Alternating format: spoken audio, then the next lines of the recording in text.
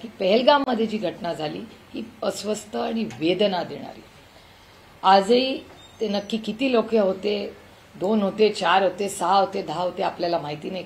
कसे आले, कुठून आले, काय आले, कसे गेले, अजून काहीच आपल्याला माहिती नाही। आणि जेव्हा जेव्हा मी पुण्यात त्या 2 कुटुंबांचा माझा रेग्युलर संबंध येतो, ती जगदाळेंची मुलगी मला नेहमी हा प्रश्न विचारते की ताई हे सगळं झालं, ऑपरेशन सिंदूर झालं, सगळं झालं, पण तिच्या बाबांचं जे मारेकरी आहे, ज्यांनी तिच्या वडिलांची हत्या केली, त्यांनी या देशात आतंकवाद माजवला, ते लोक कुठे आहेत, कोण आहेत आणि त्यांना फाशी कधी होणार, हा प्रश्न ती मुलगी मला वारंवार विचारते।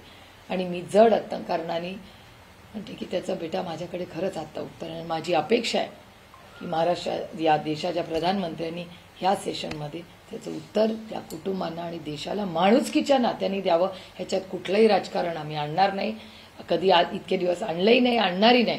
पण आमची एवढीच माफक अपेक्षा आहे की भारत सरकारने पारदर्शकपणे देशाला याची उत्तरं दिली पाहिजे।